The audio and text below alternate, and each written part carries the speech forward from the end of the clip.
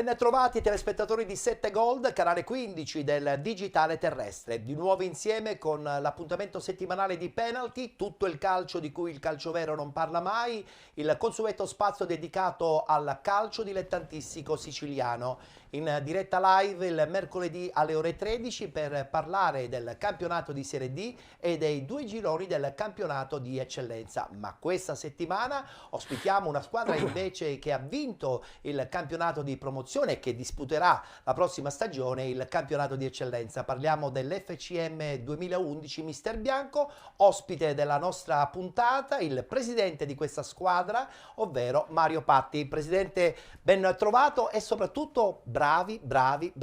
Grazie, buongiorno e grazie dell'invito, come sempre cordialissimo. Presidente, è stata una stagione travagliata, tra l'altro da parecchi anni, insomma tentavate questo passaggio in categoria di eccellenza, quest'anno è andato tutto per il verso giusto, ma quanti sacrifici? Sì, abbastanza, siamo contentissimi e felici del risultato ottenuto in campo, quello finale.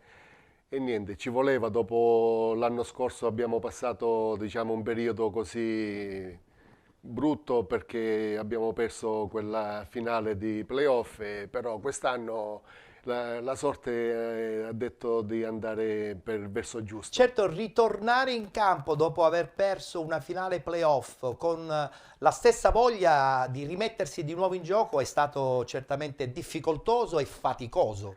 Ma non era facile, diciamo, rivedere, diciamo, un campionato come quello dell'anno scorso, perché purtroppo, come avevo detto poco fa, è stato difficile ripetere l'anno, diciamo, 2022. Qual è stato il momento più bello di questa stagione, a parte insomma la trasferta di Ragusa che ha coronato il vostro passaggio in eccellenza, ma durante il corso della stagione qual è stato il momento in cui avete probabilmente capito che era l'anno buono? Ma, diciamo, il pareggio a Vittoria è stato entusiasmante, con oltre 3.000 tifosi, diciamo, per il Vittoria. Fare il risultato a Vittoria è stato veramente, abbiamo capito che la squadra e il gruppo era solido e importante. Anche contro il Catania, diciamo, 94 è stato, diciamo, fondamentale quel pareggio, perché perdevamo 2-0, abbiamo, diciamo, recuperato la partita a 2-2 e anche, potevamo anche vincerla. Mi sa che quelli sono i famosi segnali che questa era e poteva essere la stagione giusta. La stagione giusta, sì. Fino all'ultimo purtroppo eravamo sempre a 2 punti, perché la seconda è un'ottima squadra, come ben sappiamo tutti. Certo, ben organizzata. Però, diciamo, ce l'abbiamo fatta tenendo duro, anche il gruppo, la società è stata tutta, diciamo, coesa e insieme abbiamo avuto quest'ottimo risultato. Passati i festeggiamenti, probabilmente avete incominciato già a pensare alla prossima stagione, che è certamente notevolmente diversa rispetto a quella che avete appena vinto. Sì, sicuramente sarà molto diversa. Incominceremo da subito ad organizzarci sia con l'amministrazione, perché ringrazio il sindaco di Mister Bianco, tutta l'amministrazione, e anche il sindaco e l'amministrazione di Motta, perché noi ci siamo allenati 2 giorni a Motta e 1 giorno a Mister Bianco, però la partita, la struttura, come ben lei sa, fa la differenza. Differenza. Come si è visto quest'anno. L'anno scorso sì, il campo di Motta ci ha penalizzati un po' assai. Ecco, sottolineiamola questa cosa, la scorsa stagione effettivamente questa squadra, l'FCM 2011 Mister Bianco, era la squadra di Motta Sant'Anastasia, un piccolo centro proprio alle porte di Catania. Avete svoltato trasferendovi, diciamo, al 50% a Mister Bianco, ma da quello che lei mi ha già detto non è escluso che la prossima stagione sarete a tutti gli effetti probabilmente Mister Bianco.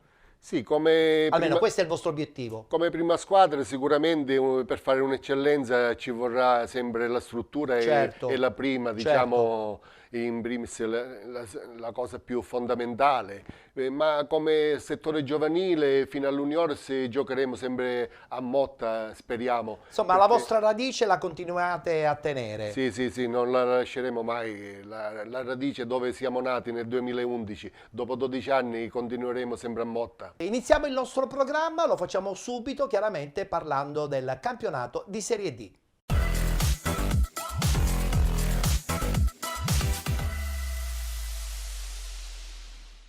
Si è giocata la 12ª giornata del campionato, come tutti ben sanno ormai da qualche settimana a Catania si festeggia il passaggio nei professionisti, guardiamo i risultati di domenica. Canicattì batte Mariglianese 1-0, San Luca Real Aversa 1925 1-1, Catania batte FC Lamezia Terme 2-0, Castrovillari batte FC Trapani 1-0, Licata Calcio batte San Cataldese 2-0, Locri 1909 batte Cittanova 3-1, Paternò Città di Sant'Agata 2-1, pareggio tra Ragusa Calcio e Santa Maria Cilento 2-2 ed infine Vibonese Calcio batte Città di Aciriale 2-0. Eccola qua la classifica che vede in testa appunto la squadra di Ferraro con 78 punti, Locri 56 punti, Città di Sant'Agata 50, 44 per Licata Calcio e Vibonese, con 43 FC Trapani, 42 FC Lamezia Terme, 41 San Cataldese, 37 punti per Santa Maria Cilento, Canicattì, 34 Castrovillari, con 33 il San Luca, 32 punti per il Ragusa, con 31 punti Città di Aciriale e Paternò, 29 Real Aversa 1925, 24 Cittanova, chiude la classifica la Mariglianese con 21 punti. E come ho detto poc'anzi si ritorna in campo giovedì, guardiamo subito il tabellino degli incontri, Canicattì, Locri 1909, Castrovillari, Città di Sant'Agata, Città di Aciriale, Catania, Cittanova, Paternò, FC Lamezia Terme Mariglianese, FC Trapani, Ragusa Calcio, Santa Maria Cilento, San Luca, Real Aversa 1925, Licata Calcio ed infine San Cataldese, Vibonese Calcio. Avrà certamente seguito questa stagione pazzesca del Catania, una società organizzatissima. Organizzazione vuol dire stabilità anche dal punto di vista tecnico e anche organizzativo. Sì, sicuramente un'ottima società, speriamo che faccia e continui a fare il salto di categoria. Anche perché questo serve per tutte le squadre del comprensorio. Sicuramente per tutti noi sarà un orgoglio. Catania diciamo, sarebbe in Serie C, in Serie B e quindi automaticamente complimenti al Catania di tutto quello che ha fatto, che poi, tra perché non è facile. E infatti sto dicendo proprio questo, cioè a parole è facile vincere il campionato, però poi bisogna giocarle le partite e come le ha giocate il Catania con la stessa intensità dalla prima all'ultima giornata. I risultati parlano, certamente non è tutto facile. No, sarà sicuramente fino all'ultimo impegnata, diciamo, al massimo e onorerà, diciamo, il campionato. Adesso c'è il progetto, per esempio, della Pool Scudetto, che è sempre una manifestazione da attenzionare, no? Perché può dare ancora più lustro alla stagione. Sì, sicuramente fino all'ultimo sarà impegnata abbastanza anche per lo scudetto. A proposito del Catania, guardiamoci gli highlights e le interviste post partita. Vittoria contro l'FC Lamezia Terme, 2-0 il risultato finale.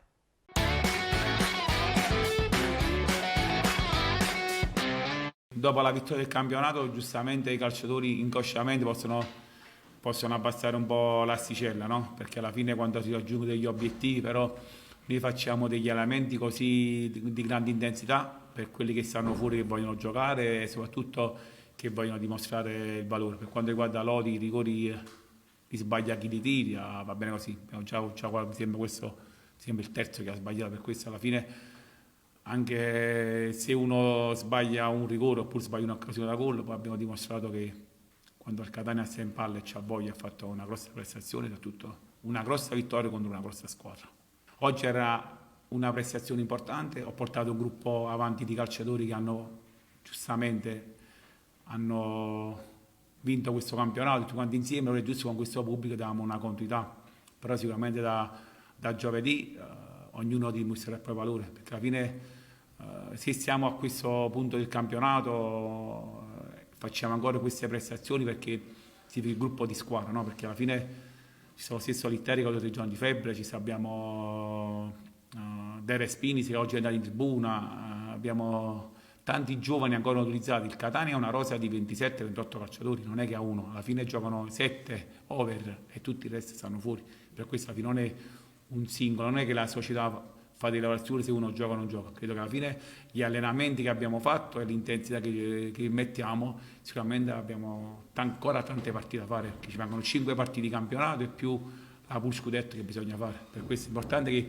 che poi ci facciamo trovare pronti e con la testa e con le gambe. Per questo non è che alla fine gioca uno si può dispiacere un altro. Per questo allora credo anche nei cambi giustamente come stiamo giocando adesso, Chiarella può dare forza un under, perché alla fine fortemente abbiamo Privitera in panchina che nel 2004 Baldassare non ce la faceva, abbiamo messo sia Privitera lo stesso Buffo in mezzo al campo, perché alla fine non ci dimentichiamo come dei cambi, non può azzardare dei cambi prima che poi succede qualcosa e uno non siamo pronti. Per questo alla fine io dico che il gruppo deve essere contento, felice, perché l'obiettivo che voleva la società abbiamo raggiunto.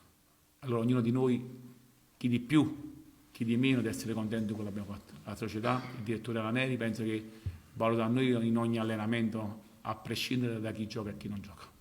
Vincere un campionato 2 mesi prima va bene su certi punti di vista, poi possiamo abbassare l'asticella, ma noi non la abbassiamo perché abbiamo una rosa così di tanti calciatori che vogliono giocare, quelli pure meno utilizzati, che ovviamente l'asticella la mandiamo alta, perché alla fine loro, ognuno di loro vogliono mandare dei messaggi positivi prima a loro stessi e poi alla città e poi al pubblico. Per questo dico, questo qui dal punto di vista non mi spaventa, perché già da domani ci alleniamo e pensiamo alla prossima partita, se no oggi potessimo pure pensare dopo un campionato diciamo già vinto che domani non ci alleniamo. Invece facciamo capire il messaggio positivo che qua le vacanze per noi calciatori finiscono quando il Catania ha finito tutte le partite ufficiali, allora incominciano le proprie vacanze. Fino allora non bisogna mai abbassare la guardia, perché lavoriamo in una città che non ci fa mancare niente, un pubblico così esigente, allora non possiamo sbagliare. Da qui alla fine abbiamo solo noi da perdere e niente da guadagnare, e questo qui bisogna essere molto attenti. Sì, è un'emozione indescrivibile giocare sotto un pubblico così numeroso. Per me era una vetrina, perché il mister non mi aveva mai visto giocare a campo 11 e gli ho messo in mostra le mie caratteristiche, gli ho fatto vedere che può contare sul mio contributo da qui alla fine dell'anno.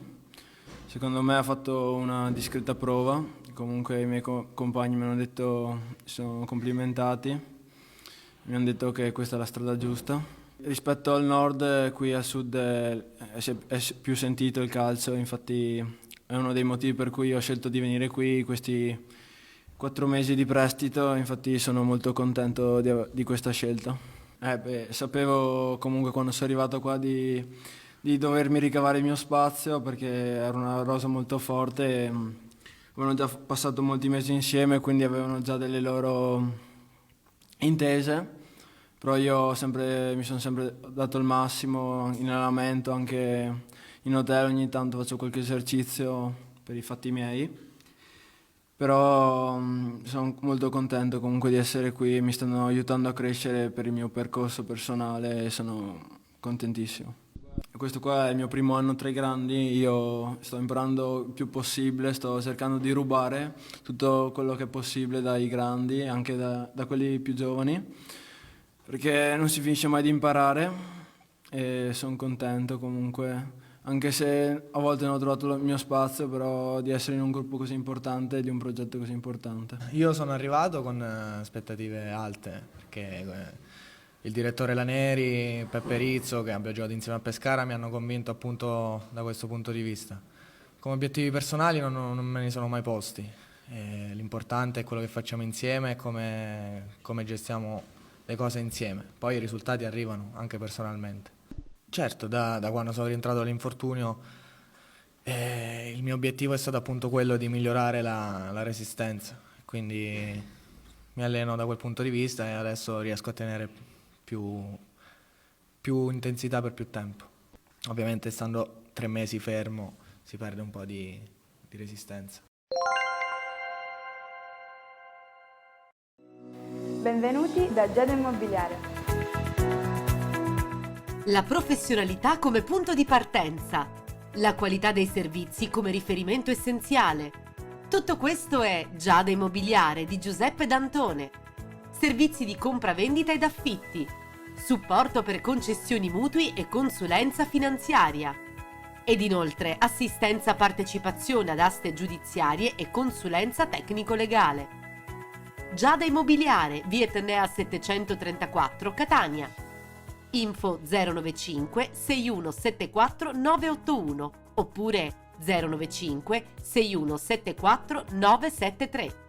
Visita il sito con le nostre proposte www.giadaimmobiliare.it. Giada Immobiliare, insieme a te per comprare e vendere.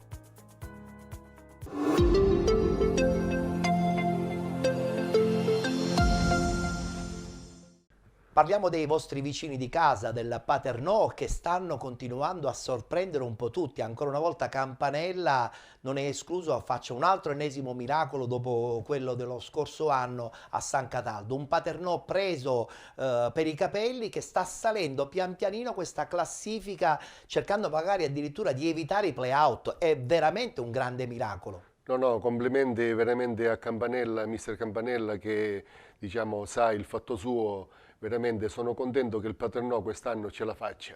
Anche perché c'è il ritorno di Mazzamuto, che forse probabilmente ha dato nuova linfa, nuova determinazione. Sì, un presidente veramente, l'ho conosciuto, ho avuto il piacere di conoscerlo, veramente una persona squisita. Io credo che quando ci sono i dirigenti che hanno una determinazione, poi si riflette in automatico anche con il gruppo squadra, no? Questa è la differenza, sì, uno deve dare tranquillità, serenità al gruppo. È successo con voi per esempio quest'anno? Sì, il gruppo lo capisce, l'ha capito, giustamente i sacrifici che abbiamo fatto gli altri anni, compreso quest'anno, giustamente non se lo sono neanche fatto dire. Importante vittoria invece del Licata 2-0 contro la San Cataldese, un Licata che ritorna alla grande prepotentemente nel gruppo dei playoff. Per intanto ci guardiamo il servizio appunto della vittoria della squadra di Romano 2-0 contro la San Cataldese di Infantino.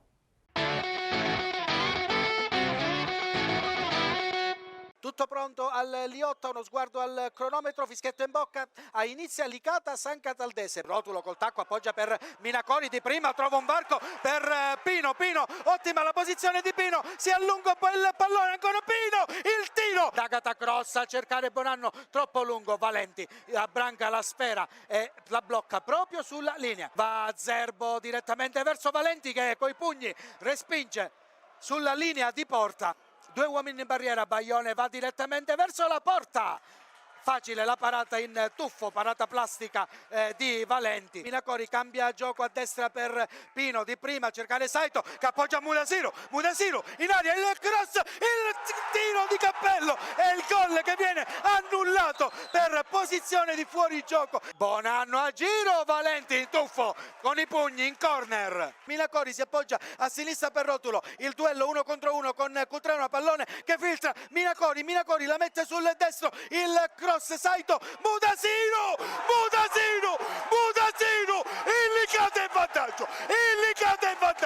il Licata è in vantaggio, segna lui, Jalilo Mudasiro, quarto gol in campionato, la sblocca con un tiro rasente al suolo dal limite, immobile Dolenti, Licata 1, San Cataldese 0, minuto 38, Jalilo Mudasiro ed esplode il tiro Liotta. Mudasiro, pallone sul destro, il cross in aria, Saito, gira di testa, non potente.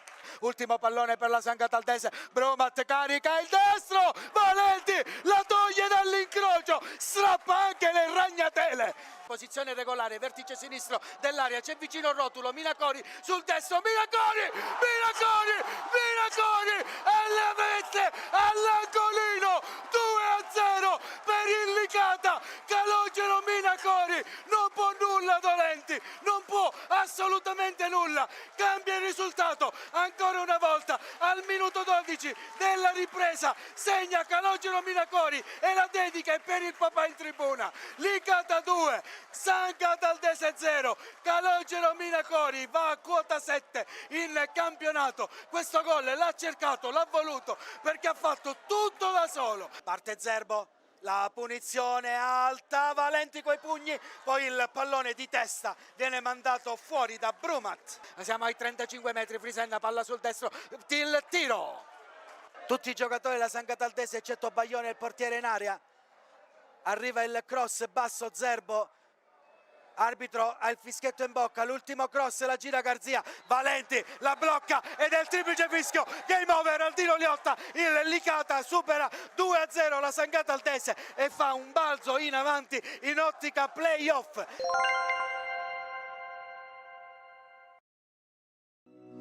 Benvenuti da Giada Immobiliare. La professionalità come punto di partenza. La qualità dei servizi come riferimento essenziale. Tutto questo è Giada Immobiliare di Giuseppe D'Antone. servizi di compravendita ed affitti, supporto per concessioni mutui e consulenza finanziaria. Ed inoltre assistenza partecipazione ad aste giudiziarie e consulenza tecnico-legale. Giada Immobiliare, via Etnea 734, Catania. Info 095 6174 981 oppure 095 6174 973. Visita il sito con le nostre proposte www.giadaimmobiliare.it. Giada Immobiliare, insieme a te per comprare e vendere.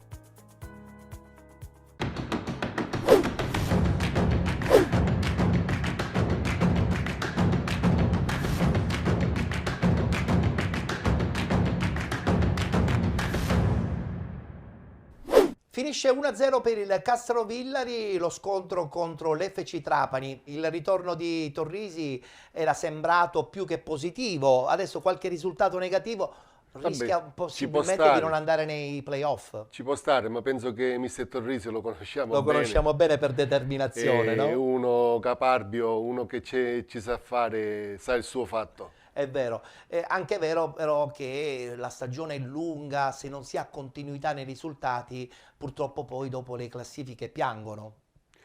Sì, questo purtroppo fa parte del gioco. Però il fatto di essere ritornato a Trapani ha permesso comunque, insomma, di ritornare in corsa per questa parte finale della stagione. Sicuramente sì, perché lui è un ragazzo che lavora 7 giorni su 7, non ce lo dimentichiamo. Sì, questo, è molto questo continuo, ripaga il lavoro. Conferma per quanto riguarda invece il Locri un 3-1 che permette alla squadra calabrese di consolidare la seconda posizione. Se lo immaginava lei un Locri così intenso da neopromossa in Serie D in questa stagione, Presidente? No, è stata, diciamo, piacevole sorpresa. Una sorpresa per tutti, veramente. Un Locri che, giustamente, come ha detto lei, arriva dall'eccellenza. La Serie D sappiamo tutti che è un campionato molto più lungo e molto più pesante, diciamo, come... Tra l'altro un campionato di Serie D dove quest'anno c'era il Catania, per cui insomma, molte società probabilmente non hanno neanche tanto investito. Sì, questa è la realtà che è quella che si deve dire, perché oggi le società della Serie D hanno fatto, si può dire, un passo indietro come rappresentare il calcio e quindi automaticamente si sono impegnati più in eccellenza di qualche giocatore. E concludiamo con il Canicattì che vince fuori casa contro la Mariglianese, 3 punti fondamentali per la sua classifica, una salvezza ormai quasi, penso, raggiunta. Sì, sicuramente si è messa sulla posizione giusta, ecco. Tra l'altro sottolineiamo anche che il Canicattì ha cambiato allenatore, neopromossa dal campionato di eccellenza, ambientarsi in Serie D è sempre molto difficile, anche se c'è poi il caso dell'Ocri che invece ha rivoluzionato i piani. Sì, sicuramente come una squadra siciliana, sempre caparbia, diciamo, del calcio nostro e anche con un buon mister Pitatella che sa anche lui... Di esperienza. Di esperienza ce n'ha tantissima. A proposito di mister, non gliel'ho chiesta proprio in apertura della trasmissione, la conferma di Di Mauro a questo punto, oppure bisogna ancora parlarne? No, non c'è bisogno, penso che mister poi da parte nostra c'è tutta la massima nostra disponibilità. Vediamo se accetterà la nostra conferma. Abbiamo sottolineato che Di Mauro, ex calciatore, tra l'altro l'abbiamo avuto ospite un paio di settimane fa, ha messo quella sua esperienza da calciatore in un contesto tecnico fondamentale per una squadra che passa dal campionato di promozione al campionato di eccellenza. Sì, però già lui l'anno scorso era stato a Troina, un campionato di Serie D dove l'ha portato, diciamo, a fine lui con il suo secondo Ceramitaro. Però sappiamo benissimo la stagione del Troina dello scorso anno. Sì, sicuramente, però sempre un impegno, è uno che ha serietà, diciamo, non ha lasciato niente al caso, quindi ottimo allenatore. Gli è piaciuta molto la sua continuità anche dal punto di vista di intensità negli allenamenti e anche nel gruppo squadra? Sì, nel gruppo squadra già noi lo conoscevamo di qualche anno indietro, l'avevamo preso, ci ha fatto salvare sempre in promozione e quest'anno si è fatto vedere che lui riesce, diciamo, a trasmettere al gruppo tutta la sua esperienza di calciatore e anche di allenatore, che è fondamentale.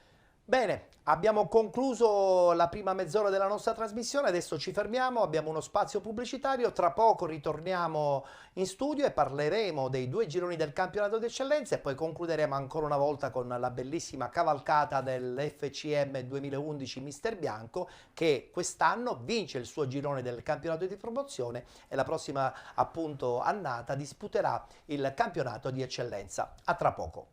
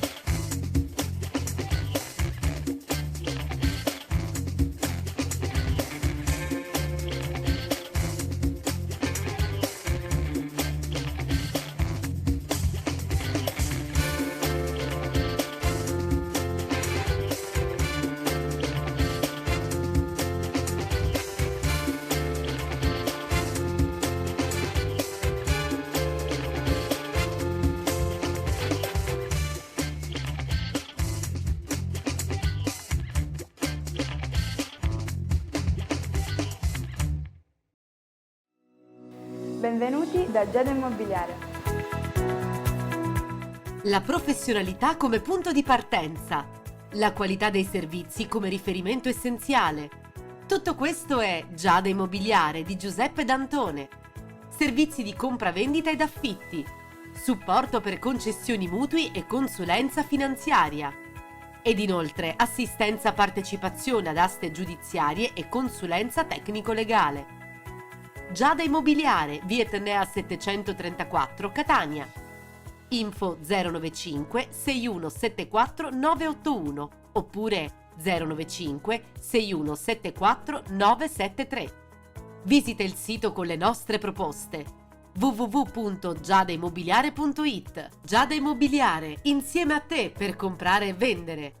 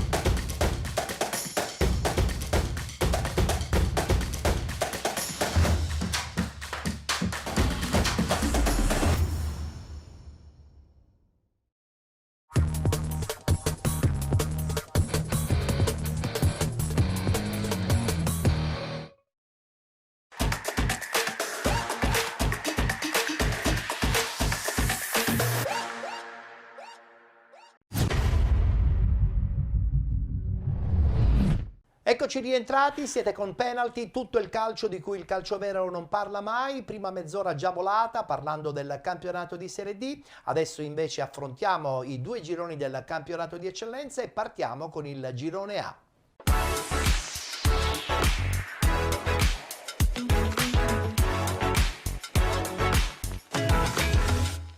Un girone A dove era di punta il big match tra Agragas 2018 ed Enna Calcio. È finita bene per la squadra di Terranova che si porta a casa 3 punti fondamentali che staccano la squadra di Strano. Ma guardiamo i risultati delle partite che si sono disputate domenica. E come ho detto poc'anzi, l'Agragas che vince 1-0 contro l'Enna Calcio, 2-0 della Resultana San Lorenzo contro il Casteldaccia, Leonfortese batte Nissa FC 3-2, pareggio tra Oratorio San Cile e San Giorgio e Don Carlo Misilmeri, Cus Palermo batte Parmoval 4-1, Profavara batte Nuova Città di Gela 3-1, vittoria fuori casa del Castellammare 4-3 contro la Mazzarese.2 ed infine Unitas Sciacca batte Mazzara Calcio 1-0. Con la vittoria contro l'Enna, la squadra di Nicola Terranova balza solitaria al primo posto. Guardiamo il tabellino della classifica. Agragas 68 punti, 65 per l'Enna, con 58 il Profavara, 51 Don Carlo Misilmeri, con 50 Mazzarese.2, 44 punti Unitas Sciacca, 43 Mazzara Calcio, con 32 Castellammare e Casteldaccia, 31 per la Nissa FC, 29 per Resultana San Lorenzo e Leonfortese, 28 punti per l'Oratorio San Cile e San Giorgio ed infine 26 punti per Cus Palermo e Nuova Città di Gela. Chiude la classifica la Parmonval con 8 punti. Che grande spettacolo all'Esenneto di Agrigento, vittoria 1-0 dell'Agragas 2018 contro l'Enna. Era un big match fondamentale. Ci guardiamo gli highlights e le interviste post partita e poi voglio sentire anche il parere del nostro ospite di questa settimana.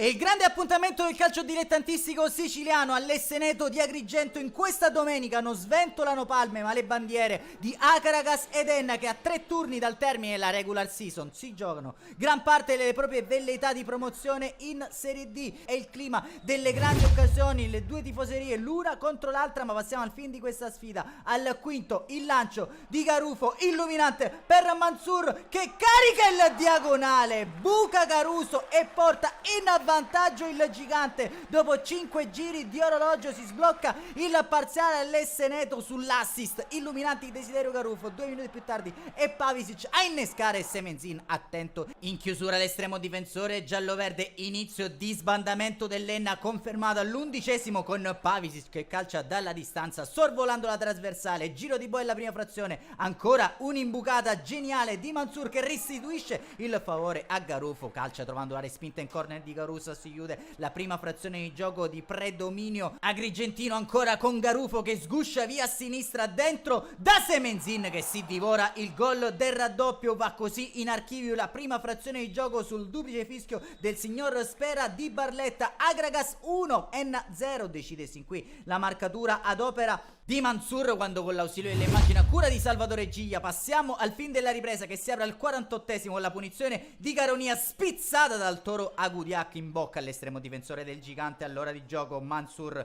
per Garufo prova ad armare il destro ampiamente largo alla sinistra della porta difesa da Caruso. 64° rinvio di Elesai per Pavisic da sponda, ancora per uno scatenato Garufo che non riesce a inquadrare lo specchio della porta. Al 68° Garufo già ammonito macchia la propria prestazione, secondo giallo e conseguente rosso per questo intervento ai danni di Campagna. Agragas che dovrà terminare la sfida in inferiorità numerica, prova ad approfittarne l'Enna dalla punizione che ne consegue il destro di Arcidiacono in bocca ad Elezai. 76° punizione lunga per Semenzin che raccoglie il pallone praticamente dall'auto di fondo campo, prova a incrociare il mancino senza che percorra alcun brivido lungo la schiena di Caruso. Dentro Carioto in luogo di Arcidiacono. 81° scaletta per Carioto che manda la sfera in profondità male da Elesai, favorisce la conclusione di Carioto che non riesce a coordinarsi bene. Allo scoccare però del 90° minuto di gioco viene ristabilita la parità numerica per questo intervento avventato di Zappalà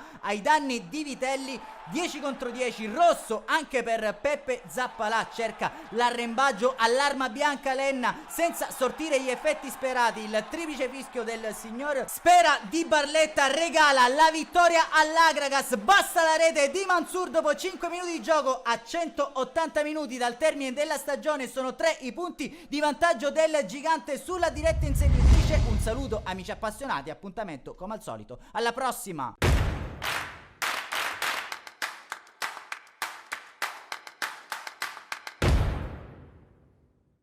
Ho visto una partita dove l'Agragas ha cominciato subito forte, abbiamo trovato il gol del vantaggio e poi su quello abbiamo costruito l'andamento della gara.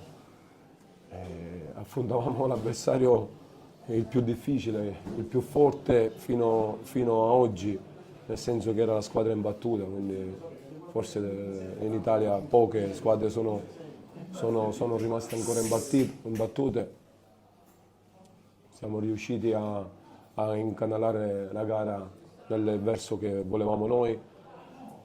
Tutto sommato al secondo tempo abbiamo sofferto solo un po' di palleggio dagli avversari, ma non ho visto situazioni pulite o occasioni da gol, quindi ricordando alla squadra prima della partita la gara di andata ho detto impariamo dagli avversari che l'andata hanno sofferto per 60 minuti il nostro possesso palla e poi sono stati cinici e hanno vinto pure la gara, quindi da lì abbiamo costruito la gara di oggi.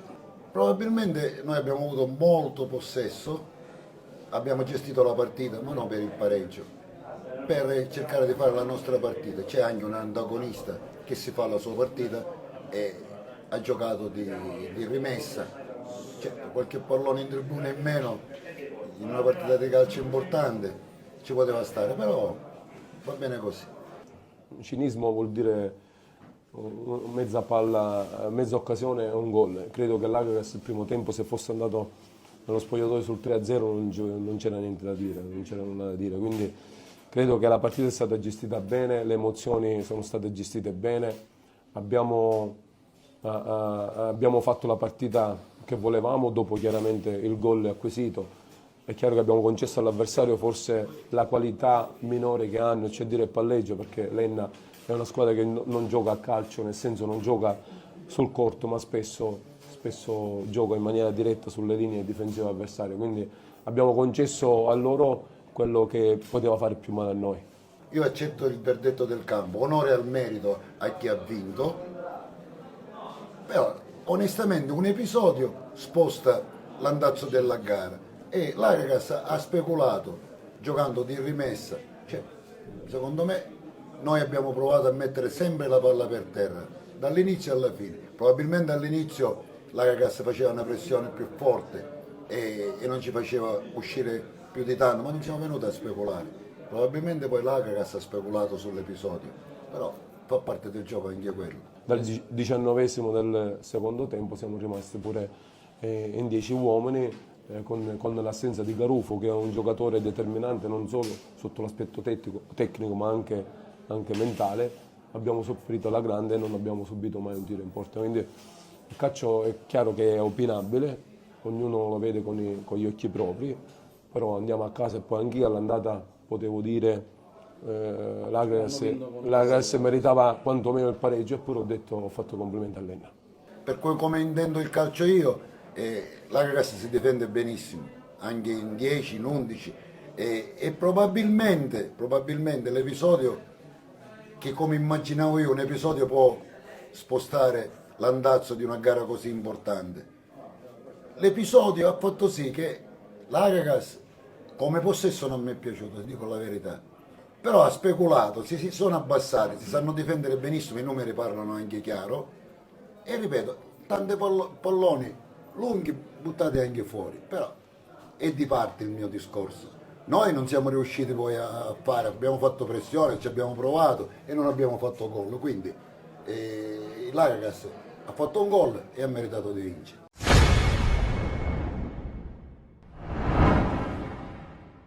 Tanto pubblico per un big match di eccellenza, questo sarà bene o male il vostro piatto per la vostra stagione, la prossima. Un po' emozionati, incominciare a vedere qualche partita di eccellenza. Certo, sarà tutta un'altra storia, pubblico, ma noi... Anche qualche incasso che fa sempre bene, no? L'incasso sarà fondamentale e quindi speriamo bene di organizzarci bene, come presentarci su questa categoria. Una categoria importante dove l'organizzazione diventerà fondamentale, oltre che chiaramente una buona struttura tecnica, perché generalmente si dice che gli stessi giocatori di promozione non è detto che siano fondamentali anche per il campionato di eccellenza. Voi in questo caso pensate di avere sempre la stessa ossatura per la prossima stagione oppure insomma immettere qualche elemento di esperienza? Sì, sicuramente ancora sarà molto presto, però nei miei pensieri ci sarà un folto gruppo che rimarrà tra noi sempre, se ci sarà, diciamo, Certo.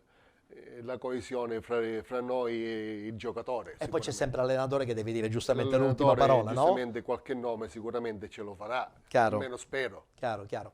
Nel girone A del campionato di eccellenza la sconfitta dell'Enna ha permesso in un certo senso anche qualche speranza in più per disputare i playoff. Su tutti il Pro Favara, sono infatti già partite le immagini, che vincendo contro la Nuova Città di Gela accorcia il distacco potenzialmente contro l'Enna Calcio, mentre il Pro Favara continua a dare speranza anche alla Don Carlo Missilmeri, dato che i punti di distacco sono soltanto 7. Insomma, anche il discorso dei playoff è un po' ingarbugliato, anche se questo girone in un certo senso è stato guidato alla grande dalla squadra di Agrigento e dalla stessa Enna, che ha speso veramente tantissimo, Presidente. Sicuramente sì, hanno fatto, diciamo, prima uno poi l'altro, però giustamente penso che le spunterà l'Agragas. E poi magari l'Enna tenterà il grande salto Sì, con i playoff. Sicuramente sempre parlando di mister, con un buon mister che è strano,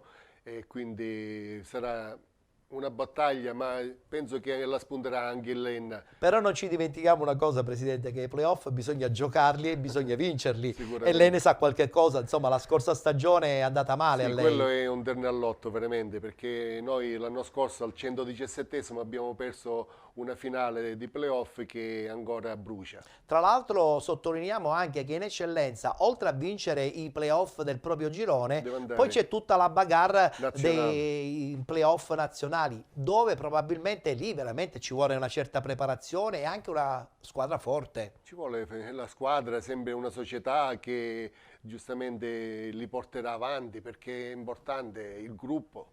Vedremo come andrà a finire. Per intanto complimenti alla squadra di Terranova, che con questa vittoria in casa, con un pubblico meraviglioso, è riuscita a staccare di ben 3 punti a questo punto l'Enna di Strano. Mancano soltanto 2 partite al termine, aspettiamo con ansia e vedremo poi come andrà a finire.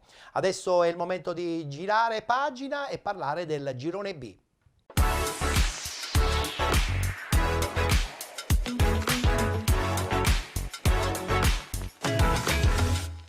Anche il girone B ha riservato parecchie novità, su tutte chiaramente la conferma della nuova Igea Virtus che rimane sempre in vetta in questo girone, con il Città di Taormina che purtroppo non avanza più di tanto, ma soprattutto continua a vincere il Siracusa Calcio. Le distanze rimangono immutate, però è anche vero che mancano soltanto 2 giornate al termine. Ma guardiamo i risultati di domenica. Città di Acicatena, Real Siracusa Belvedere 0-0, Città di Comiso batte SC Palazzolo 1-0, Città di Taormina Modica Calcio 3-3, Milazzo batte Leonzio 1909 2-0, Mazzarone Calcio batte Santa Croce 2-0, Nuova Igea Virtus batte Nebros 4-2, Siracusa Calcio batte Rocca Acquedolcese 3-2 ed infine Ionica FC batte Virtus Ispica 2020 1-0. E come abbiamo detto poc'anzi, rallenta un po' il Città di Taormina mentre continua la corsa verso la Serie D per la Nuova Igea.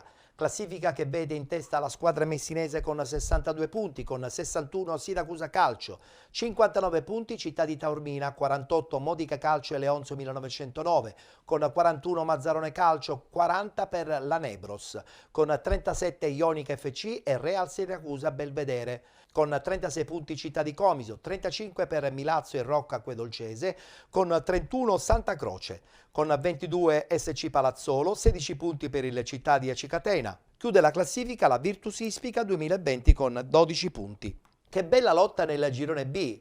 In questo girone ci sono 3 squadre, mentre invece magari nel girone A la gara è stata tra Enna ed Akragas, ma in questo girone B, dove potenzialmente la prossima stagione insomma ci dovreste essere voi, e la lotta a 3 è sempre molto ingarbugliata. Ha rallentato un po' il Città di Taormina, ma questo Siracusa che non molla e soprattutto in testa la nuova Igea Virtus, che conferma anche una solidità dal punto di vista mentale, perché insomma stare in vetta sino alla fine, dalla prima giornata, non è mai facile. Sicuramente, perché ha fatto anche qualche partita di Coppa È che vero. ha perso, purtroppo non ce l'ha fatta, ma il campionato è troppo fascia alta, perché giustamente quelle 3-4 squadre, anche la Leonzio stesso, il Milazzo che batte la Leonzio, voglio dire, è combattuto anche della zona sotto, Certo, quindi per uscire dai tutte play-out. le squadre non mollano un punto, perché il punto può diventare poi pesante per la classifica. Sicuramente sì, giustamente penso che la spunterà sempre la nuova Igea Virtus. Quindi il suo pronostico è tutto puntato sulla squadra messinese allora? Sì, ormai a 2 partite dal fine, termine. penso che la spunterà. Però è anche vero che guardando il calendario, l'ultima giornata, la nuova Igea Virtus, seppur in casa, giocherà contro il Modica. Bisogna capire se poi il Modica arriva disperato, che deve fare punti per i playoff, Sì, che attualmente insomma li vedono fuori. C'è qualche altro scontro fra di queste 2 partite di finale campionato. Insomma, è un finale di campionato ingarbugliato, però lei punta però io punto sempre sulla per nuova l'Igea, Igea. perché giustamente la vedo un po' più determinata? Ormai nelle ultime partite, come sono stato, diciamo, con la mia squadra, siamo arrivati là, ma capivamo che non si poteva mollare neanche di un centimetro. E infatti fa bene il Siracusa a questo punto a non mollare, No, perché può giocare anche sullo sbaglio dell'avversario, sulla determinazione che certe volte può portare l'adrenalina a 1000 e perdere punti che poi diventerebbero importanti per la classifica finale. Sì, sicuramente un secondo posto non penso che lo perderà sicuramente a queste condizioni. Guardiamoci il servizio proprio della vittoria della nuova Igea Virtus contro una squadra che ha dato filo da torcere, parliamo della Nebros. 4-2 il risultato finale.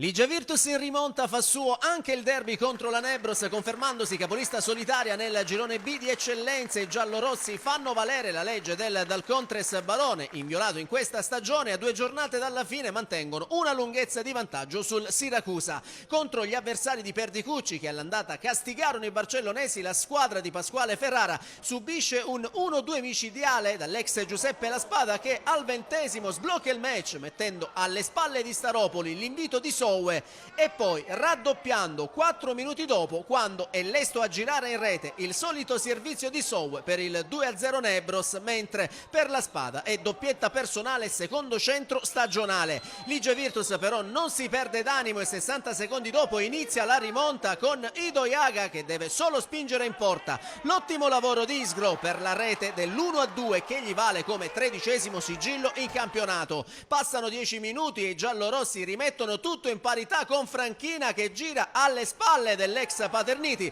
Il suggerimento proprio di Ido Iaga, con lo stesso Franchina che la ribalta allo scadere del primo tempo, quando è ancora il più lesto di tutti a spedire in rete la ribattuta di Paterniti, facendo così Igea Virtus 3, Nebros 2 e gol numero 9 in campionato per il difensore giallorosso.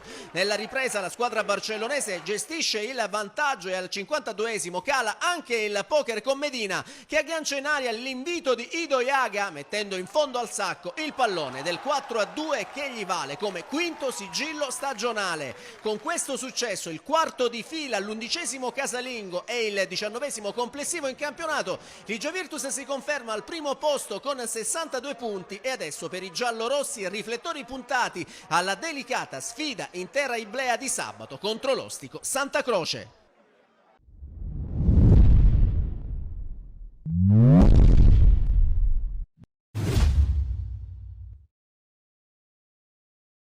Ritorno a parlare del Città di Taormina, che addirittura perdeva in casa contro il Modica, è finita 3-3, un punto che probabilmente rischia di diventare pesante per la classifica, mentre per il Modica un punto in più per sperare di agganciare i playoff, che sono veramente diventati un ternallotto.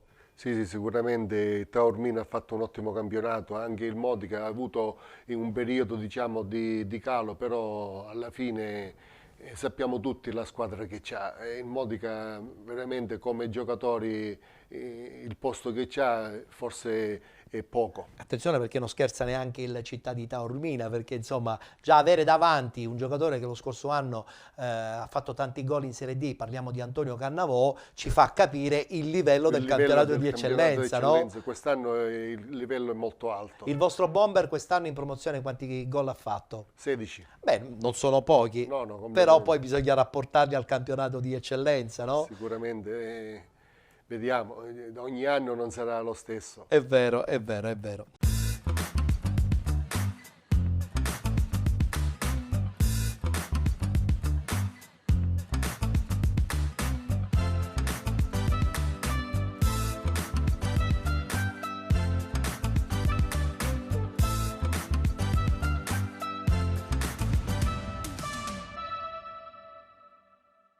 Ciao Gold TV, ciao Ettore, oggi è così, smart, senza postazione, con il cielo azzurro e il mare pazzescamente cristallino, anche se un po' movimentato, cartolina del Monti, quella di questa settimana. Insomma, diciamo che ci sono due cose fondamentali che sono avvenute. Il girone A, l'Acragas l'ha vinta la sua partita allo sconto diretto, che se ne dica le dichiarazioni dopo gara ha avuto ragione, anche perché l'ha vinta anche in 10.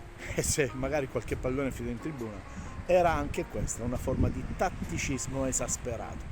Chi vince ha ragione, e in questa partita l'episodio è poi quello che determina il risultato finale.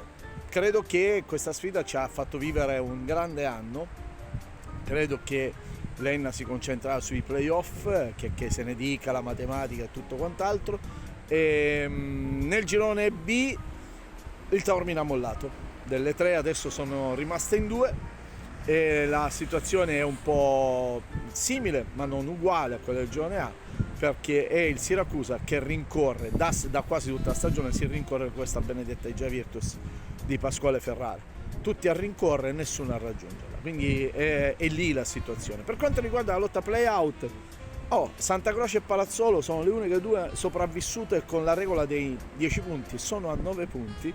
Santa Croce incontrerà l'Igea in casa, il Palazzolo incontrerà la Virtus Ispica in casa, e la base è che una delle due, se fa 4 punti, o si salva o farà il play out, quindi anche qui è molto serrata da questo punto di vista. Diciamo che iniziamo a vivere i punteggi, le classifiche finali, i dati e tutto il resto. Fatto sta che comunque mai come quest'anno ci hanno tenuto e ci stanno tenendo impegnati fino all'ultimo momento. Un appello al neo presidente della Nissa, mi viene da ridere perché è un dato ciclico che si è ripetuto ogni volta che lui ha fatto delle dichiarazioni sulla Nissa prima della partita della domenica, poi la Nissa ha perso, quindi fate voi insomma questo punto di vista, cioè, la prendo in modo ironico, però c'è un dato, ha fatto 3 dichiarazioni importanti prima di ogni singola partita, la Nissa non ne ha indovinata una, cioè sono state 3 sconfitte. Poi ai direttori sportivi che improvvisamente sono stati sempre invisibili e poi vengono e cambiano la foto del profilo. Non c'è bisogno di cambiare la foto del profilo, perché tanto non cambia l'immagine della gestione per chi lo sta facendo nel bene e nel male. Quindi i social non cancellano più niente, sappiatelo. Questo è il mare dove sono residente, è il mare diavolo. Ciao Penalty, ciao Ettore, e come disse il Monti, vi voglio bene.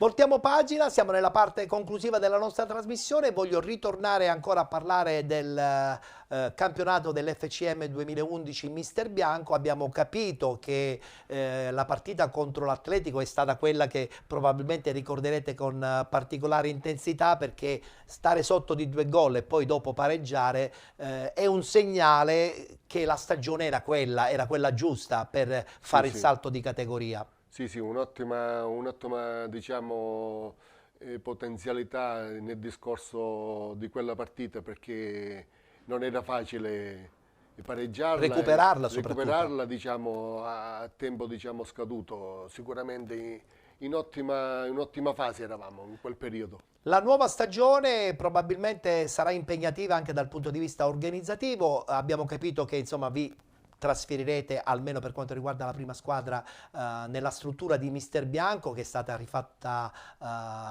in maniera meravigliosa. Finalmente si può giocare a pallone a Mister Bianco, mentre invece dal punto di vista organizzativo del settore giovanile so che continuerete a vivere la vostra radice a Motta. Sì, sì, diciamo dai primi calci all'Uniores noi sicuramente continueremo a Motta. Juniores che permetterebbe eventualmente, insomma, di attingere anche per la prima squadra probabilmente, no Presidente? Sì, sì, è quello, il regolamento è quello, giustamente noi faremo di tutto per fare giocare un ottimo campionato di Juniores per poi portarli in prima squadra elementi interessanti che certo. ci possono dare una spinta in più. Questo ci fa pensare che anche dal punto di vista dirigenziale probabilmente, insomma, inserirete qualche altro nuovo elemento, perché il campionato di eccellenza prevede continuità anche dal punto di vista dell'impegno di dirigenti che probabilmente non sono dei professionisti ma sono dei dilettanti.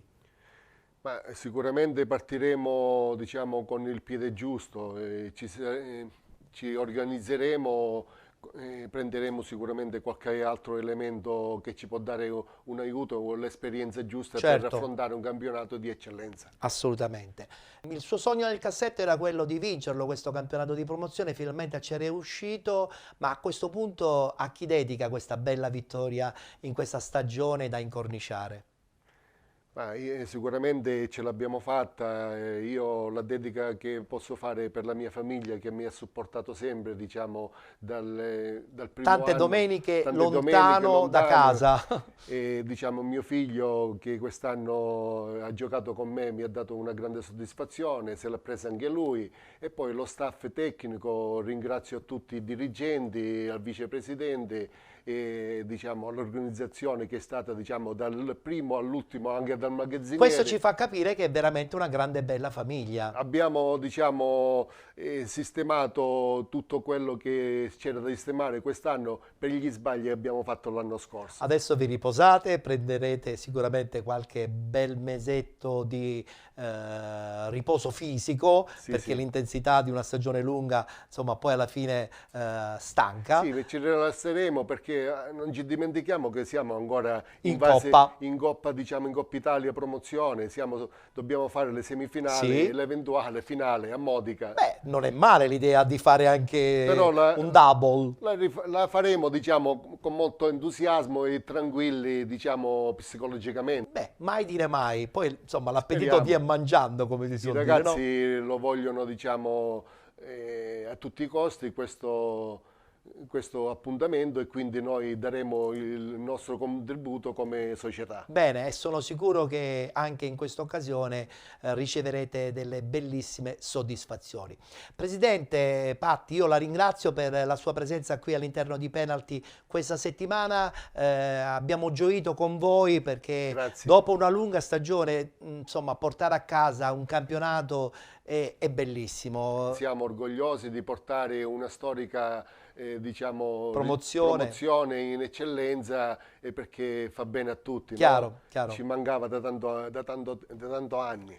Benissimo, grazie ancora, in bocca al lupo anche per a questo punto la parte finale della stagione con la Coppa. Sì, speriamo bene, crepi il lupo. Grazie al Presidente Patti, Presidente dell'FCM 2011 Mister Bianco, un Presidente vincente perché la sua squadra la prossima stagione disputerà il campionato di eccellenza. Abbiamo concluso qui la puntata odierna della nostra trasmissione, vi diamo appuntamento chiaramente alla prossima, tenendo presente che noi andremo in onda subito dopo le festività pasquali. A tutti chiaramente auguriamo anche buona Pasqua, grazie per essere stati con noi e appuntamento a tra 7 giorni. Anche gli auguri da parte del Presidente allora. Buona Pasqua a tutti, diciamo, a quelli che ci stanno seguendo e a lei che è molto sempre squisito, grazie dell'invito. Grazie Presidente, grazie ancora, buona Pasqua a tutti e appuntamento a mercoledì prossimo.